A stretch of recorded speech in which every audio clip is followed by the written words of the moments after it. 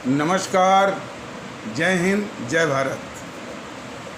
भारतीय अवाम ताकत दल अपने भारतीय भाई बहनों अर्थात अपने देश भारत की जनता अर्थात अपनी भारतीय अवाम से भारतीयता आधारित आपसी श्रद्धा, भारतीयता आधारित आपसी स्नेह, भारतीयता आधारित आपसी प्रेम, भारतीयता आधारित आपसी अखलाक मोहब्बत, भारतीयता आधारित आपसी सहयोग, भारतीयता आधारित आपसी सम्मान, भारतीयता आधारित आपसी एकता, भारतीयता आधारित आपसी भाईचारा तथा भारतीयता आधारित आपसी सद्भाव को समझने व उसे आत्मसात करके वैसा ही और उसी अनुसार आचरण एवं व्यवहार करने हेतु और इसके पूरे देश में प्रचार प्रसार करने हेतु और इसकी अहमियत और महत्व को प्रत्येक देशवासी को समझाकर उसे अपनाते हुए वैसा ही और उसी अनुसार आचरण एवं व्यवहार करने हेतु और प्रत्येक देशवासी को अपना ही भारतीय भाई बहन मानकर, समझकर, अपनाकर उनके साथ वैसा ही और उसी अनुसार आचरण एवं व्यवहार करने हेतु सतत, सदैव और हमेशा अदब के साथ, आदर के साथ अर्ज करता है, विनती करता है। ये पिछले एपिसोड में ये बताया गया था कि जीएनपीसी का गांधी नेहरू परिवार चांडाल चौकड़ी काकस का एक नेता मणिशंकर अय्यर करीब 4-5 साल पहले वो पाकिस्तान गया था। खबर ये उड़ाई गई थी कि वो पाकिस्तान के राजनीतिज्ञों या पाकिस्तान के हुक्मरानों से ये सहायता मांगने गया था कि हम मेरी सहायता करिए ताकि मैं भारत में मोदी को हरा सकूं। इस तरह की खबर फैलाई गई थी, जबकि वास्तविकता ये थी कि पाकिस्तान में कुछ लोग मैंने काफ़ी लोग, कुछ लोग थोड़ी है, पाकिस्तान में भी भगत सिंह की बहुत इज्जत है, बहुत इज्जत करते भगत सिंह और सुखदेव राजगुरु। तो शहीद आजम भगत सिंह और अमर शहीद सुखदेव और अमर शहीद राजगुरु को की जो फांसी वाली फाइल थी, लाहौर हाई कोर्ट में अर्जी डाली गई थी कि इसको फिर से खोला जाए और फिर से जो है इसको री एग्जामिन किया जाए। तो यदि वो फाइल खुलती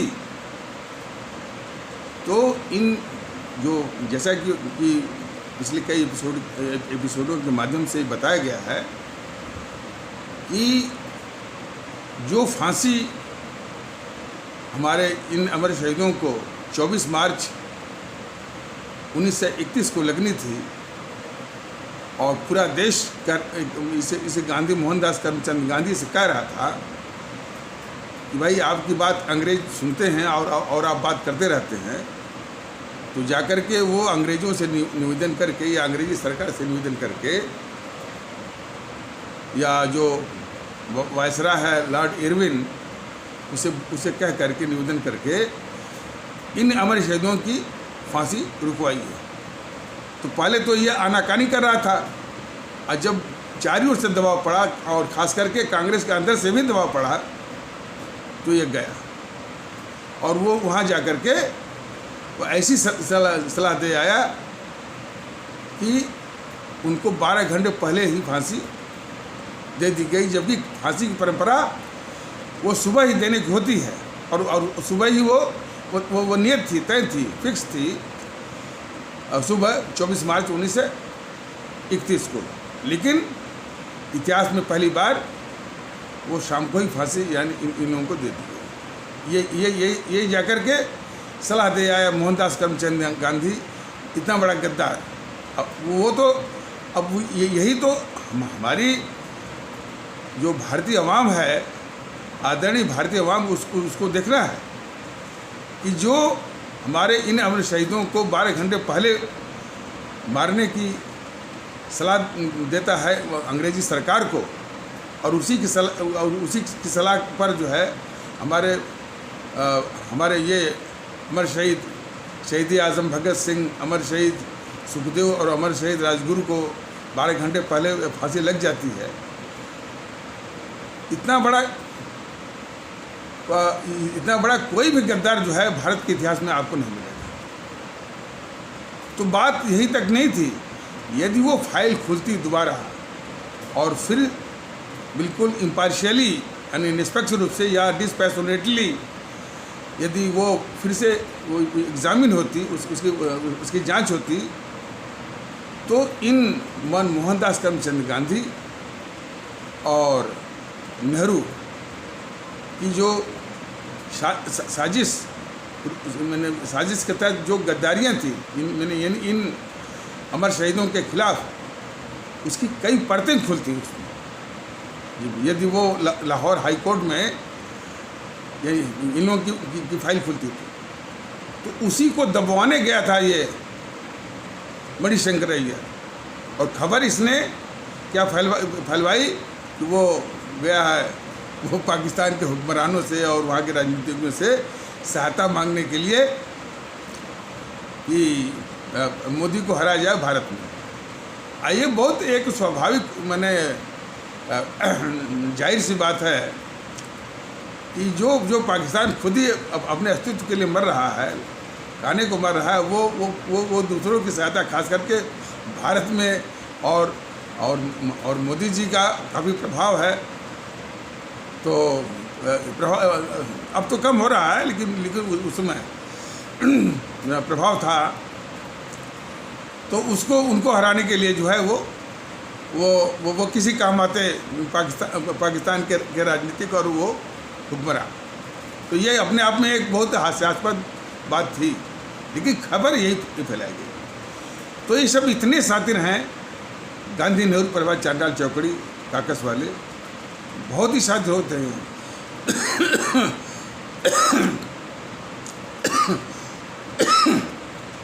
और इस मुल्क के लिए बहुत ही खतरनाक। एक दूसरा तथ्य, एक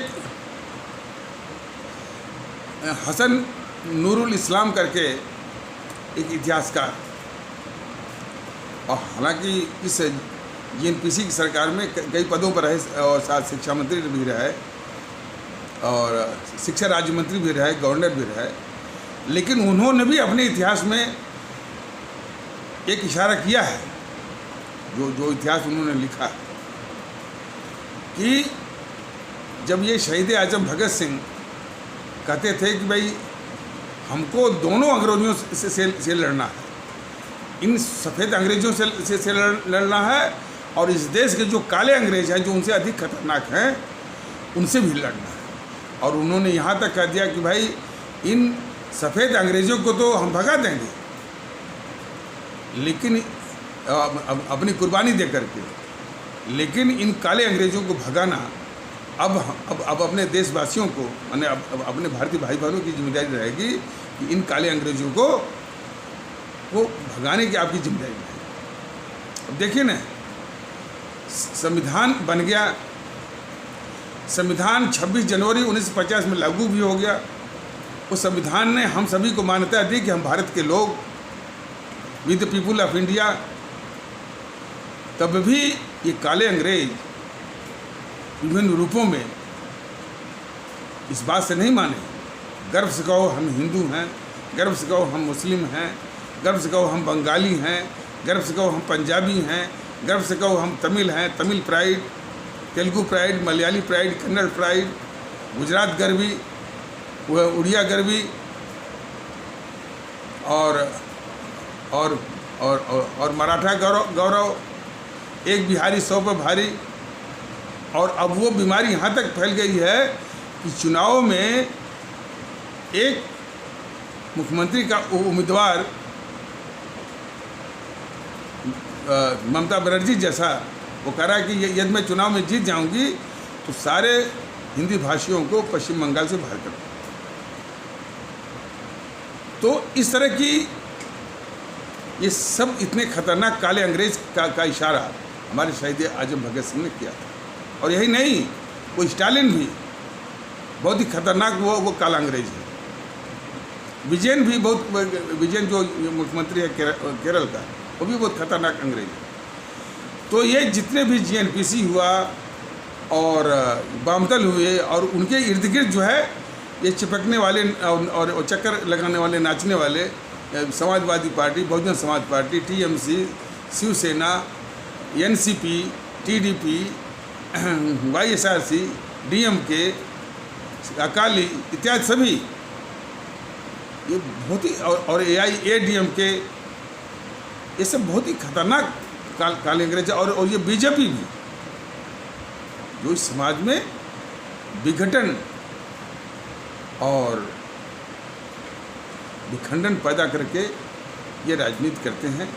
वैसे तो ये राजनीति है भी नहीं, ये घटिया किस्म की जो स्वार्थ नीति है, अपने स्वार्थ पूर्ति का एक साजिश है, जिसको कि इन सबों ने नाम दे रखा है राजनीति का। तो इन काले अंग्रेज़ों के प्रति जो है हमारे शहीद आजम भगत सिंह ने सचेत किया था। अब ये वाकई में हमारी, आपकी, हमारे आदरणीय भारतीय भाई बहनों की, हमारे आदरणीय भारतीय आवाम की जिम्मेदारी है कि इन काले अंग्रेज़ों को भारत से बिल्कुल भगाया जाए। इन काले अंग्रेज़ों से इस भारत को मुक्ति दिलाई जाए।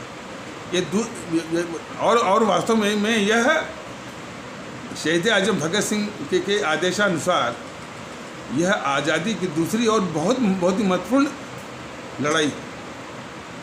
इसीलिए भारतीय जनता दल कहता है कि शांतिपूर्ण वाला जो तरीका है मतपेटी पर, इनको शून्य करने का जो आप लोग संकल्प लीजिए और शून्य करिए, करके दिखाइए सभी को।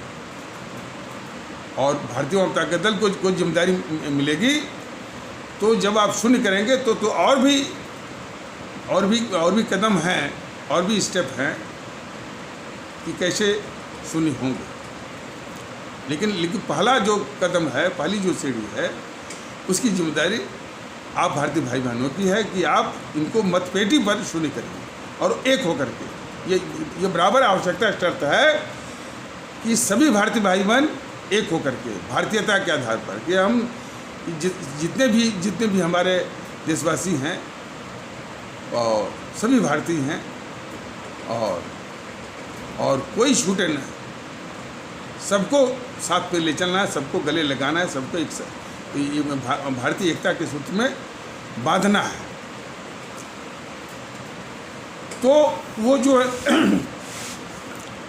वो हसन नूरुल इस्लाम जो है, उन्होंने अपने इतिहास में लिखा था कि जब ये शहीद आजम भगत सिंह ने इस तरह की बात कही कि हमको इस देश के काले अंग्रेज़ों से भी लड़ना है, तो ये भगत सिंह, शहीद आजम भगत सिंह, इस मोहनदास करमचंद गांधी जो गद्दार था उसकी आंखों में चढ़ गए। ये वर्णन उन्होंने किया और तभी से उसके मन में साजिश पलने लगी कि किस तरह से अपने राजनीतिक रास्ते से इस कांटे को हटाया जाए। और उसको मौका मिला, वही जब फांसी की सज़ा हुई तो जाकर के बोला कि भाई कि इनकी फांसी तो रोकने का कोई सवाल ही नहीं है, इनको 12 घंटे पहले ही मार दीजिए। तो वही एक गद्दार था मोहनदास करमचंद गांधी।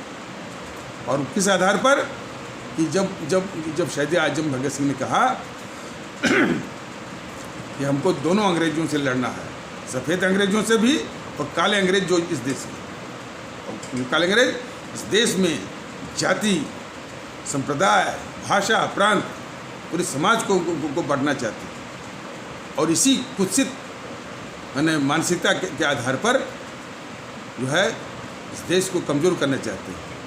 तो उन सफ़ेद अंग्रेज़ों से ये बहुत ही घातक है, वो इस देश के हो ही नहीं सकते। तो आज शहीद आजम भगत सिंह के आदेश के पालन करने की बहुत बड़ी सार्थकता है, बहुत बड़ी आवश्यकता है। इसीलिए भारतीय जनता दल बार बार ये अपने आदरणीय भारतीय भाई बहनों को से निवेदन भी करता है, सचेत भी करता है, आगाह भी करता है अच्छा, अब आ जाइए एक समाचार जो परसों आ रहा था, ये पटना में ये कोई खान करके हैं और वो कोचिंग इंस्टीट्यूट चलाते हैं और वो खान सर के नाम से मशहूर हैं, पटना के खान सर। तो जानकारी भी अच्छी है, इसे यूपीएससी की तैयारी तो बहुत बड़ा ज्ञान मांगती है, लेकिन उनकी पकड़ बड़ी अच्छी है। बड़े उलझे हुए विषय को, उलझे हुए मैंने अवधारणाओं को बड़े सरल ढंग से वो समझाते हैं। ये काबिलियत तो है उनकी, और ज्ञान भी बड़ा अच्छा है और हर विषय पर। और कभी कभी वो जो कंट्रोवर्शियल, जो विवादास्पद मुद्दों को पर भी बोलते थे, और हमको कभी कभी मैं सुनता था उनका, तो मेरे मन में आशंका थी कि ये कंट्रोवर्शियल पर बोलते हैं और देश में तमाम इस तरह की ताकतें हैं कि इनको लपेटेंगी ज़रूर। और हमारी आशंका जो है वो बिल्कुल सही साबित हुई, और फिर टीवी चैनल वालों ने शुरू कर दिया कि आपका नाम क्या है, आप मैंने वो फैजल अहमद खान हैं कि अमित कुमार सिंह हैं, और फिर क्या 107 करोड़ रुपये कहाँ से आए, कैसे आए, और सभी चैनल शुरू कर दिए। अब हमको ये लगा कि भाई ये आदमी तो जो है वो शिक्षा जगत का आदमी है, अभी लोगों को कॉम्पिटिशन की तैयारी करवाने के लिए कोचिंग चलाता है। अब राजनीतिक मामले और ये सब जो पत्रकार हैं, मैंने बताया कि मीडिया जो है इसी जो खतरनाक है जीएनपीसी, गांधी नेहरू परिवार चांडाल चौकड़ी काकस, उसी के द्वारा ये स्थापित की गई। तो हमारे आदरणीय भारतीय अवाम बिल्कुल गौर से समझे कि यह देश की है ही नहीं, बहुत ही खतरनाक। अब अभी भी अब आपने देखा होगा कि जो गद्दार, देश का गद्दार वो जो है रवीश कुमार, अभी भी कसीदें पढ़ रहा है इसकी इस गद्दार राहुल गांधी की। लेकिन प्यारे देशवासियों, हमारे आदरणीय भारतीय भाई बहन, हम जब इस तरह की गद्दारों का नाम बताते हैं, गिनाते हैं, तो ये कदाप नहीं भूलना चाहिए कि ये किसके शासन में ये पल रहे हैं।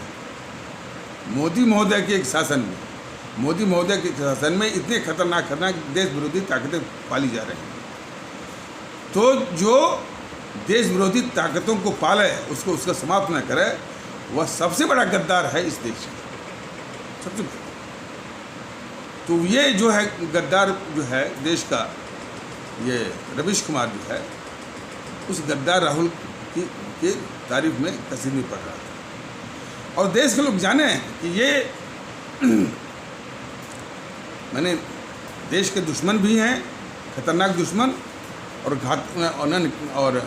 घातक दुश्मन और खतरनाक गद्दार, और ऐतिहासिक सर्वाधिक गद्दार भी हैं, और इस देश को लूटने वाले भी हैं, डकैत भी हैं, और लूट करके, डकैती डाल करके, माने काला धन का अंबार विदेशी बैंकों में जमा किया हुआ है,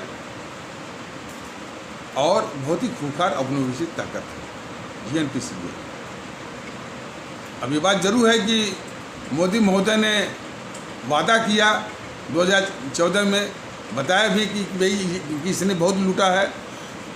अब इनकी गद्दारी देश के खिलाफ ये तो देखिए, तो सारे मामले ये मोदी महोदय सब निकल गए, खा गए। बीजेपी वाले भी अब उस पर कुछ भी बोलने को तैयार नहीं है, वो बात दूसरी है। तो ऐसे अभिशाप को, अब देखिए ये सारे शब्द जो है, अभिशाप है, गद्दार है, दुश्मन है, इनकी जो कारगुजारियों की जो भयावहता है, मतलब कितने भयावह हैं, कितने फिरोसियस हैं, खतरनाक हैं, उसके ये सारे अल्फाज जो है अब बिल्कुल छोटे और बौने दिख रहे हैं। अब इसके आगे तो कोई शब्दों का कोई ईजाद तो हुआ नहीं, कोई खोज तो हुई नहीं, नए शब्द तो बने नहीं। तो सारे शब्द ये बौने साबित हो रहे हैं। तो इतने खतरनाक जीएनपीसी और उसके ये यानी गद्दार राहुल गांधी, सोनिया गांधी, प्रियंका गांधी, और उसके पहले वो गद्दार नेहरू के हमेशा ये गद्दार जो टीवी चैनल वाले उनके कसीदे पढ़ते हैं, उनके तो शुद्ध रूप में ये देश के दुश्मनों के ये भाट हैं। भाट समझते हैं ना, जो जो जो जो जो डफली बजाते हैं, वही हाल इसमें। यह देश के लिए स्वीकार नहीं है, देश को कबूल है। बहुत खतरनाक दुश्मन है ये टीवी चैनल वाले, और उसमें सबसे ऊपर नाम आता है, जो सबसे खतरनाक है वो NDTV, और उसके सारे पत्रकार, उसका मालिक भी कौन, वो प्रणव राय। उसी तरह से न्यूज़ 24 की मालकिन कौन है, अनुराधा प्रसाद, और उसके जितने भी पत्रकार हैं, संदीप चौधरी और मानव गुप्त। तो ये हमेशा जो है उस अभिशाप के पक्ष में हमेशा माहौल बनाना, और उनके कसीदे पढ़ना और उनकी भटैती करना, इस मीडिया का काम रह गया। तो इतने कठोर शब्दों की क्या जो, लेकिन इनकी करतूतें के आगे ये कठोर शब्द भी बौने लगते हैं, इतने खतरनाक हैं। इससे सुनने में तो बुरा लगता है और हमको करने में भी बुरा लगता है, लेकिन इसके साथ साथ ये तथ्य जो है हमारे आदरणीय भारतीय भाई बहनों और आदरणीय भारतीय आवाम को जानना चाहिए कि इनकी करतूतें इन कठोर शब्दों से भी ज़्यादा घिनौने हैं। तो अभी भी वो कसीदे, अब देखिए देश संकट में है, लोग जाने गंवा रहे हैं और देश संघर्ष भी कर रहा है। इसी में ये इस देश को बदनाम करने के लिए, यानी वो भारत विरोधी अंतर्राष्ट्रीय ताकतों के से मिल करके भारत को बदनाम करने में, और वो भी गद्दार राहुल के इशारे कर रहे हैं बराबर। तो अब तो उस खान से ये चैनल वाले पूछ रहे हैं कि आपका नाम यानी फैजल अहमद खान है कि अमित कुमार सिंह है, 107 करोड़ रुपए कहाँ से आए।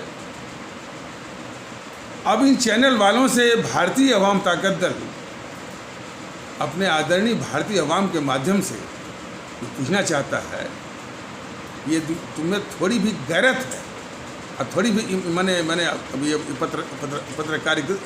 पत्रकारिता का थोड़ा भी ईमानदारी ये आप दिखाना चाहते हैं, तो उस गद्दार राहुल गांधी को बुला और उससे पूछ कि तुम क्या है, तुम राहुल नेहरू है कि राहुल गांधी है कि राहुल विंसी है, तुम हो क्या। और ये तुम्हारी और तुम्हारी मम्मी के नाम से जो 120 लाख करोड़ रुपए ये कहाँ से आए, है हिम्मत इन चैनलों की। सब ऐसा नहीं करेंगे, जो कमज़ोर हैं उन्हीं को बुला करके ये अपने पत्रकारिता के पाखंड का सबसे भौंडा प्रदर्शन करेंगे, यह हालत। और उसी तरह से भारतीय अवाम ताकत दल अपने आदरणीय भारतीय भाई बहनों के माध्यम से भी पूछना चाहता है कि ये तुम्हें इसी तरह का पूछना है, तो उस गद्दार सोनिया को बुला, अब पूछ भाई, उनसे पूछ कि तुम सोनिया गांधी हो कि एंटोनियो मैनो हो, बोलो क्या हो तुम। लेकिन ये नहीं पूछे, ये छोटे छोटे लोगों को करके जो है, तो इसलिए इस देश में समस्या जाएगी कैसे। कोई भी समस्या है तो ये सब इस आदत के हैं कि छुट भइयों को लटका के दिखा करके जो बड़े अपराधी, बड़े मगरमच्छ हैं, उनके ये भटैत है, उनके ये भाट हैं, उनके रक्षा के लिए इतने खतरनाक हैं ये टीवी चैनल वाले।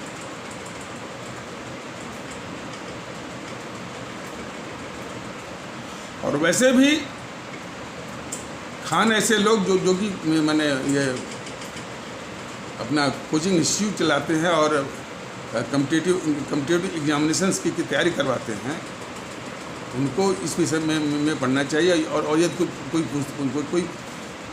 कोई यदि पूछता भी है तो उनकी नैतिकता ये बनती थी कि इन सारे सवालों को वार्ड ऑफ करते, वार्ड ऑफ माने वो उनको भगा देते।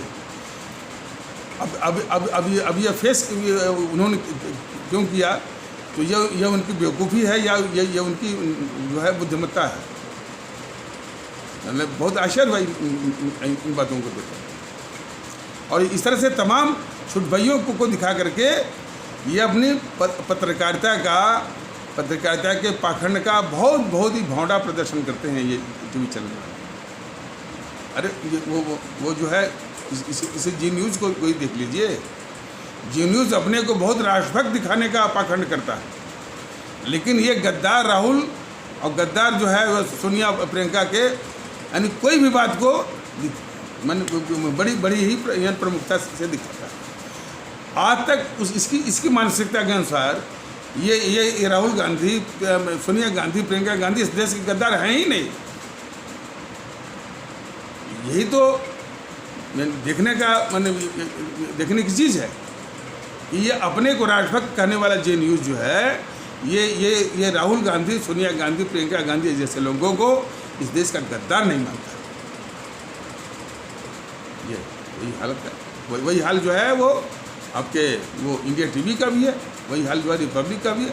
और बाकी तो जो है इसी जेएनपीसी के ही पक्ष में माहौल बनाते हैं और उनकी भटैती करते हैं, बैलेट्स। तो कहने का मतलब है अब इनका इलाज क्या है, या तो इस देश की जनता इनको देखना ही बंद कर दे, तो थोड़ा बहुत जो भी समाचार मिल रहा है वो कहाँ से मिलेगा, ये भी एक सवाल है। लेकिन इनको वैसे इनको डिस्करेज करने की आवश्यकता है। कैसे डिस्करेज होंगे, कैसे ये हतोत्साहित होंगे, यह भी अपनी आवाम सोचे इस बात को गंभीरता से। और वैसे तो यदि हुकूमत आएगी तो इनका अच्छे से इलाज जो है जो कि इस देश जो कि देश ये चाहता भी है, ये अच्छे से इलाज जिसकी ये पात्रता रखते हैं, अच्छे से इलाज करने की इनकी आवश्यकता है। ये देश के लिए बहुत ही खतरा है। अब सुनने में आया कि वो राहुल गांधी जो है जब भी उसको मौका मिलता है तो अपने दुश्मन चीन के साथ, अपने दुश्मन पाकिस्तान के साथ खड़ा मिलता है। और जैसा कि देश भी जानता है और भारतीय जनता पार्टी इसे यूट्यूब के माध्यम से बताया भी था कि यूपीए सरकार के दौरान कम्युनिस्ट पार्टी ऑफ चाइना से इसने रिश्वत लिया है। इसे राहुल गांधी ने, गद्दार राहुल गांधी ने, और भी राजीव गांधी फाउंडेशन के जरिए, और वो रिश्वत के एवज में यह बराबर इस देश के खिलाफ और चीनी पक्ष में माहौल बनाना और गद्दारी करना इसका काम रहा। अब आप सभी ने डोकलाम के मुद्दे पर देखा होगा कि करीब दो ढाई साल पहले डोकलाम के मुद्दे पर ये जो है गद्दार राहुल गांधी, जबकि उस समय भारत और अपने दुश्मन चीन के बीच में युद्ध जैसी स्थिति और तनातनी की स्थिति वो बनी हुई थी। उसी दौरान ये अपने दुश्मन चीन के राजदूत से रात के 12 बजे चोरी छुपे मिलता है। और चोरी छुपे मिलने को ये पहले छिपाता भी है कि हम नहीं मिले। काफ़ी चारों ओर से इसको घेरा गया, तब जाकर ये सत्य उगला कि हम मिले थे। बताइए, जिसमें यह देश यानी किसी दुश्मन देश से के साथ जो है वो इस स्थिति में हो, उस समय ये गद्दार राहुल गांधी अपने दुश्मन के जो है दुश्मन देश के राजदूत से मिलता है। इससे बड़ा वो गद्दार कौन होगा। और फिर जो पिछले साल जो है जो लद्दाख के मामले में बराबर जो है चीन के पक्ष में और भारत के खिलाफ ये माहौल आता है। और किसके आधार पर जो चीन की जो प्रोपेगेंडा मशीन है, कौन, ग्लोबल टाइम्स, उसी के सारे झूठ और अफवाह के आधार पर भारत के खिलाफ और चीन के पक्ष में ये माहौल बनाकर इस देश के खिलाफ गद्दारी बराबर करता है। और यही देश के खिलाफ गद्दारी करने का ये पूरा जेएनपीसी का सिलसिला रहा। नेहरू का तो खैर कोई इम्तहान ही नहीं, और इंदिरा ने इन कम्युनिस्टों को के लिए एक जो है वो यूनिवर्सिटी ही बना के दे दिया, जवाहरलाल नेहरू यूनिवर्सिटी जेएनयू, जो कि इन माने वामपंथियों का अड्डा, देश के दुश्मनों का अड्डा। ये तो हालत है। वहीं से तो ये नारा लगा ना कि भारत तेरे टुकड़े होंगे और भारत की बर्बादी तक जंग जारी रहेगी। ऐसे से तो वहाँ खतरनाक जो है माने वो मंसूबे वो पल रहे हैं वहाँ इसमें जेएनयू में। तो वो भी गद्दार थी इंदिरा। और इसके बाद तो फिर देखिए इस समूह का, सोनिया का, राहुल का, प्रियंका का, तो वो तो चीन को लेकर के मैंने जेएनपीसी और जेएनपीसी के ये सब जो है गद्दारों की, राहुल हो, जवाहरलाल नेहरू हो, इंदिरा गांधी हो, और फिर ये राहुल गांधी इत्यादि की गद्दारियों की एक लंबी लिस्ट है, लंबी सूची या फहरिस्त है। तो जो कि देश जानता है, अब उसकी पृष्ठभूमि में कह रहा है कि चीन को ठोक दो। कितना हास्यास्पद है।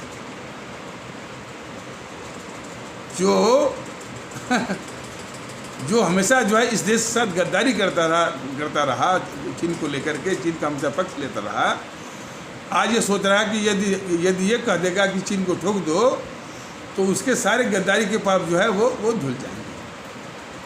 इतना ये बेवकूफ़ समझ रखा है हमारे देश की जनता को और लोगों को। लेकिन अब हमारे देश की जनता अब जाग रही है, समझ रही है, और जो इन सबों ने झूठ का एक पूरा माहौल बना रखा था कि देश के गद्दारों को किसी को राष्ट्रपिता और उसी को सत्य के पुजारी, अहिंसा के पुजारी, और भारत में नहीं भारत के बाहर भी अंतर्राष्ट्रीय स्तर पर उसका ढिढोरा पिटवाया, और पाखंडी जो है एक मुहिम चलवाई। और इसको तो भारतीय जनता दल ने बताया भी कि इस तरह से जो किसी गद्दार मोहनदास करमचंद गांधी को जो राष्ट्रपिता बनवाया गया यूएनपीसी के द्वारा, वो भी एक साजिश थी कि अपने स्वयं के गद्दारी और अन्य पापों को ढकने के लिए उनको एक मजबूत ढाल की आवश्यकता थी। उस ढाल के लिए ही जो है इन सबों ने उस गद्दार मोहनदास करमचंद गांधी को राष्ट्रपिता वगैरह के रूप में बनाया। हमने अपने स्वार्थ में अपने खुद के पापों को ढकने के लिए एक मजबूत ढाल के रूप में इसको बनाया। लेकिन अब आश्चर्य और दुख इस बात का है कि बीजेपी भी उसी तरह की साजिश को मजबूत कर रही है। उसी गद्दार मोहनदास चंद गांधी को जो है वो राष्ट्रपिता इत्यादि कर रही है। ये क्या सपने दिखा करके बीजेपी लाई थी, और सारे जो है मंसूबे जो है जेएनपीसी के पूरे कर रही है। और जिन मुद्दों पर ये वोट बटोरते हैं, उन मुद्दों पर मैंने वो ढेले भर का यानी काम करने के लिए वो तैयार नहीं। जरा यकीन ना, वंदे मातरम, ये हर चुनावी रैली में वंदे मातरम बोलते हैं, लेकिन वंदे मातरम को राष्ट्रगान में प्रतिस्थापित करके उसको इज्जत देने के लिए तैयार नहीं है।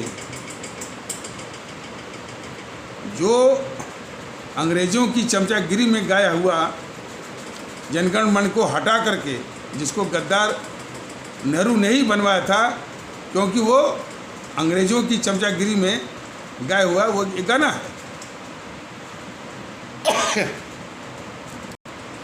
जॉर्ज पंचम, वो इंग्लैंड का राजा था, किंग था, उसी की चमचागिरी में गाया हुआ ये गीत है, जनगण मन विधाता भारत विधाता।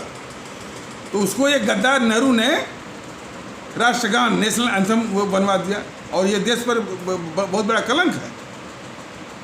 तो कम से कम भैया आप हर रैली में हर जगह वंदे मातरम कहते हो, तो कम से कम उसको राष्ट्रगान का सम्मान तो देकर दिखाओ।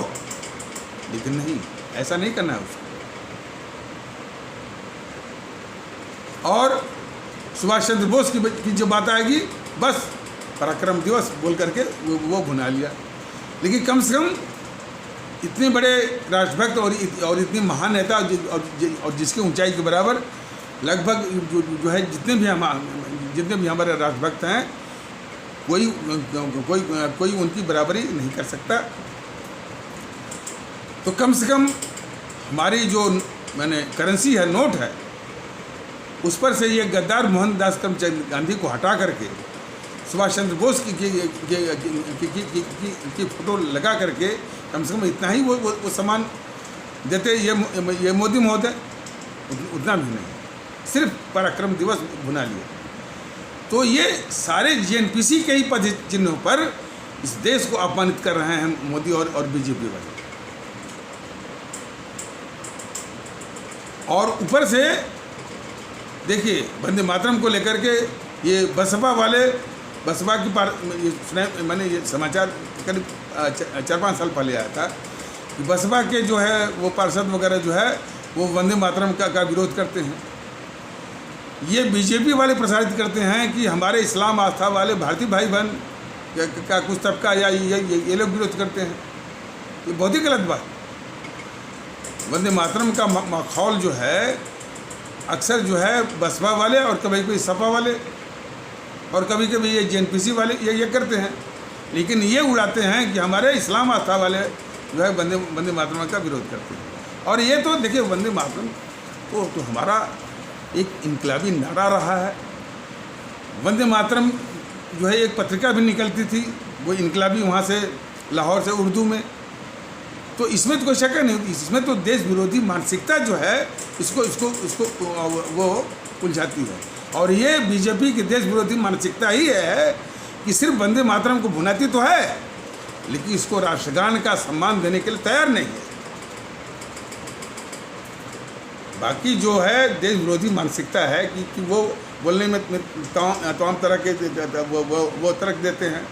और ख़ास करके जेएनपीसी के जो चमचे हैं गांधी नेहरू परिवार चंडाल चौकड़ी के, चाहे वो इस्लाम आस्था के हों, चाहे इस्लाम आस्था वाले भारतीय भाई बहनों के हों, चाहे किसी और को। और हाँ, मैंने ये भी सुना है कि इस्लाम आस्था वाले भारतीय भाई बहनों के समाज के जो कट्टरवादी तत्व हैं, जो जेएनपीसी के एजेंट होते हैं, वो तर्क देते हैं कि भाई ये वंदे मातरम हम अपनी माता की पूजा नहीं कर सकते। उनका जो कुतर्क होता है, हम तो माता मानते ही नहीं। तो ये सारी बातें जो है देश विरोधी मानसिकता है। कुछ इस तरह का तर्क देते हैं और कुछ जो है वो सपा बसपा के लोग और जेएनपीसी के लोग। और सबसे बड़ा देश विरोधी जो है प्रदर्शन, जो है देश विरोधी हरकत जो है, ये बीजेपी की, मोदी जी की है कि वंदे मातरम को भुनाते तो हैं, लेकिन राष्ट्रगान का सम्मान देने के लिए तैयार नहीं। सुभाष चंद्र बोस का नाम तो भुनाते तो हैं, लेकिन उनको राष्ट्र महानायक के रूप में वो इज्जत देने के लिए तैयार नहीं है। ये कभी कभी भाषण में बोल देंगे कि भाई हमारा तो देश जो है वो आज़ाद हुआ था वो 21 अक्टूबर 1943 को। बात तो कर सही है, लेकिन एक बार बोल देंगे। लेकिन इस कलंकित 15 अगस्त जो कि सत्ता का हस्तांतरण था, देश का विभाजन था, 25 से 30 लाख लोगों की जान गंवाने की वो त्रासदी थी, देश बंटने की जो है वो त्रासदी थी, 3 करोड़ से ऊपर भारतीय भाई बहनों के घर उजड़ने की त्रासदी थी, ट्रेजेडी थी। और इसमें जो है इस गद्दार जवाहरलाल नेहरू और गद्दार मोहनदास करमचंद की वो साजिशें थी, सत्ता हथियाने और देश बांटने की। ये सब हाँ, बात जरूर है कि जब सत्ता इसको मिल गई, गद्दार जवाहरलाल नेहरू को बोला था कि ट्राइस्ट विथ डेस्टिनी, यानी डेस्टिनी माने सौभाग्य के साथ उसका आमना सामना मिलन। बात तो सही है, सत्ता उसको मिल गई, लेकिन वो सत्ता जो है भारत के बर्बादी पर, देश बंटना, इतने लोगों की जान गंवाना, लोगों के घर उजड़ना, तो इतने खतरनाक। तो उस गद्दार मोहनदास करमचंद गांधी और उसको जेएनपीसी वालों की ही तरह जो है मैंने खतरनाक मोहनदास करमचंद गांधी और खतरनाक गद्दार मोहनदास करमचंद गांधी और उसी तरह खतरनाक गद्दार जवाहरलाल नेहरू को उसी तरह से ये मोदी महोदय और बीजेपी वाले पूछते हैं, और सुभाष चंद्र बोस को वो सम्मान देने के लिए वो तैयार नहीं है। अब वो बात जरूर है कि ये वही हाल जो है वो ममता बनर्जी का भी है, बस नाम लेती है, ये नाम लेती है सुभाष चंद्र बोस का, लेकिन सारा काम करती है उनको अपमानित करने का। बताइए, कहती है कि हम जो है सारे वो हिंदी भाषियों को निकाल देंगे। इसके लिए जो है वो हम हमारे परम आदरणीय राष्ट्रभक्त शिरोमणि नेताजी सुभाष चंद्र बोस इसके लिए संघर्ष किए थे, पूरे देश के लिए किए थे, और ये पूरा संदेश दिए थे कि पूरा देश जो है वो सभी भारतीय भाई बहनों का, पूरा देश, वो भले वो नाम दिया गया कि पश्चिम बंगाल है, ये तमिलनाडु है, ये महाराष्ट्र है और ये आपका तेलंगाना है, और ये आपका आंध्र प्रदेश है, ये कर्नाटक है, और ये आपका केरल है, भले अलग मैंने हिस्सों में रहते हैं, लेकिन उन भारतीय भाई बहनों का पूरे देश पर हक है। इस तरह से कहना कि पश्चिम बंगाल में रहने वाले भारतीय भाई बहनों का सिर्फ पश्चिम बंगाल पर ही हक है और जो है और किसी का हक नहीं, ये सबसे राष्ट्रद्रोही, देशद्रोही और गद्दारी की मानसिकता है। तो ये जो है वो गद्दार राहुल सोचता है कि चीन को ठोक दो कहने से चीन के प्रति वफादारी और भारत के खिलाफ गद्दारी का पाप धुल जाएगा। ये तो जेएनपीसी वाले और राहुल गांधी भी भूल जाए, और देश की जनता अब जागरूक हो रही है, उनको समझ में रही है। अब मत पेटी पर उनको माकूल जवाब मिलेगा।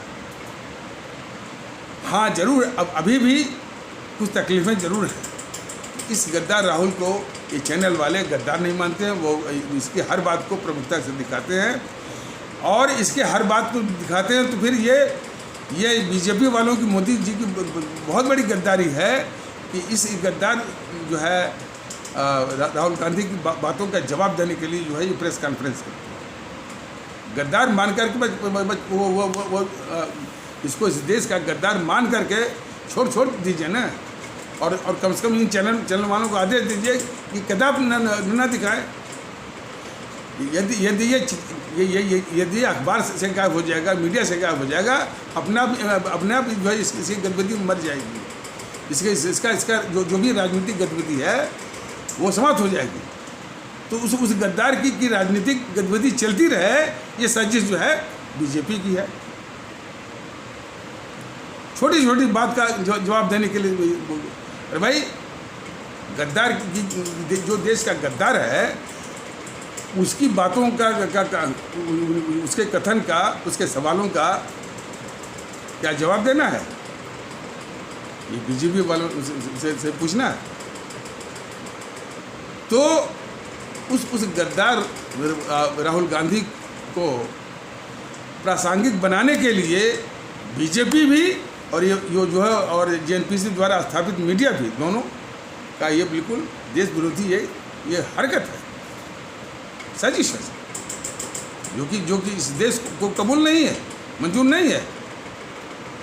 देखिए, सारी बातें बताने का मतलब यही है कि हमारे देश में अपने ही देश के खिलाफ यहीं पर रहते हुए देश विरुद्ध जो है किस तरह की हरकतें ये सब चला रहे हैं सत्ता में बैठ करके, और अपनी आवाम के खिलाफ, अपने देश के खिलाफ, ये समझने की आवश्यकता है। और ये बहुत ही गंभीर विषय है। आखिर अगले एपिसोड में बताया जाएगा कि आखिर ये गद्दार राहुल गांधी की हरकतें जो है वो बंद कैसे होंगी, बताइए ना।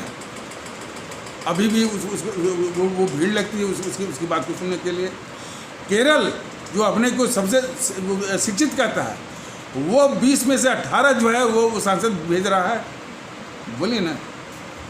इसकी जो है 5 जो है वो सरकारें चल रही हैं, पंजाब, राजस्थान, छत्तीसगढ़, और 2 जगह जो है वो कोलिशन गवर्नमेंट, सम्मिश्र सरकार। तो कैसे ये वो हतोत्साहित होगा, ये अपने आप में बहुत बड़ा सवाल है। इसलिए हमारे आदरणीय भारतीय आवाम के कंधों पर बहुत बड़ी जिम्मेदारी है कि अब आगामी आने वाले जो भी चुनाव हो, तो जेएनपीसी को ही नहीं, ये जितने भी काले अंग्रेजों की पार्टी है, वाम दल हैं, समाजवादी पार्टी है, बहुजन समाज पार्टी है, ये बहुजन समाजवादी पार्टी और ये तो और अभिशाप हैं। हमने अब आगे हम विस्तार से बताएंगे कि जब भी जैसे कोई शहीद हो गया हमारा जवान, तो उसका शव लाया जाता है, तो ये एक परिपाटी है, और जो है वो प्रचलन है, रिवाज है कि जब शव लाया जाता है तो सरकार की ओर से कोई मंत्री और महत्वपूर्ण जो है नेतागण जाकर के वो श्रद्धांजलि देते हैं और उसको सम्मान देते हैं। तो ये कभी सब जाते नहीं हैं। तो वो जो है बिहार में भी ऐसा हुआ था, वो आरजेडी वाले जो है इस तरह से अपमानित कर रहे थे। क्योंकि किसी पत्रकार ने पूछा, अरे भाई ये देश के जवान हैं और उनको सम्मान देने के लिए आप जाते होते नहीं हैं। वो आरजेडी क्या कह रहा है कि अरे भाई ये तो इसीलिए तनख्वाह ही लेते हैं वो मरने के लिए। इतना अपमानजनक जहर जो है वो आरजेडी जैसे संगठन में, और वो आरजेडी वोट पा रही है बिहार से। और उसी प्रकार ये सपा वाले सभी नहीं, अब देखिए जब एक एमएलए कहता है तो पूरी पार्टी की मानसिकता को वो बताता है। तो उससे भी किसी पत्रकार ने पूछा कि भाई आप ऐसे वो समारोहों से माने आप उसमें शरीक नहीं होते और उन शहीद जवानों को सम्मान देने में आप पीछे रहते हैं, तो देश के प्रति आपकी वफादारी है कि नहीं है। तो ये कहते हैं कि वफादार तो कुत्ते होते हैं, हम तो मालिक हैं। इस तरह का वक्तव्य जो है सपा के लोगों का, ये मानसिकता दिखाता है। और भी कितना ये समाजवादी, खासकर उत्तर प्रदेश ये समाजवादी पार्टी, बहुजन समाज पार्टी कितना घातक है इस देश के लिए भी और उत्तर प्रदेश के लिए भी और उत्तर प्रदेश की आवाम के लिए भी, कि आगे ये बोला जाएगा।